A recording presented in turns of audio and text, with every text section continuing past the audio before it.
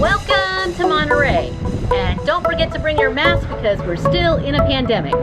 Masking up was all the rage all the way back in the 1800s. We're going to dive into what you can do in Monterey over 2 days during the pandemic, but you should check and see what's open when it's your turn to go. First off, take a stroll through the historic downtown. Monterey is one of California's oldest cities, and here's a custom house, which is California's first historical landmark. Follow the markers on the sidewalk to visit California's past. The Cupamilera Adobe Museum was closed at the time, but you could still enjoy the gardens like it was the late 1800s.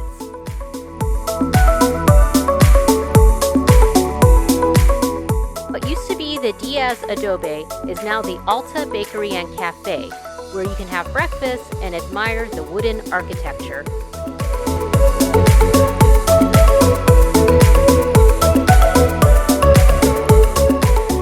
What better way to celebrate the return to indoor dining than to have brunch at the old Monterey Cafe?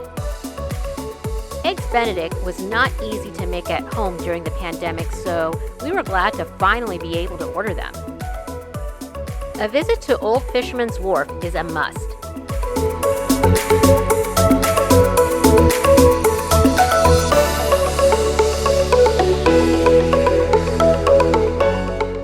Lined with seafood restaurants and souvenir shops, this place used to be for loading and unloading passengers and goods.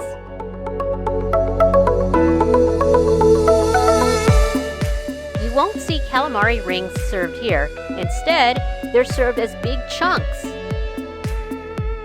Make sure to save room for dessert, and there's nothing like an old-fashioned taffy pool. You can find saltwater taffy in all sorts of flavors here.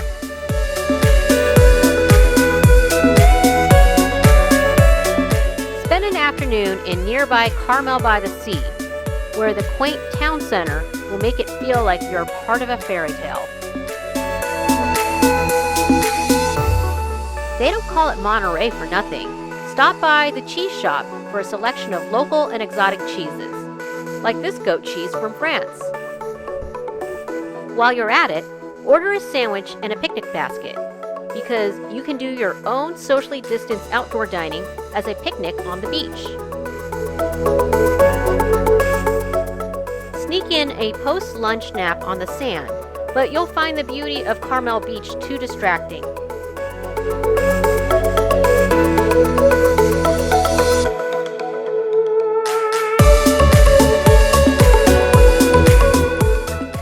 One more venture into Monterey's past, like the 1950s.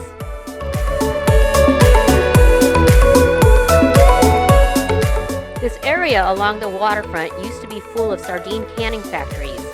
Now, it's the home of high-end hotels. Surely you have read at least one John Steinbeck novel in high school, because this area, called Cannery Row, is named after one of his works. Where they used to put lids on sardine cans, they now put lids on venti mocha lattes.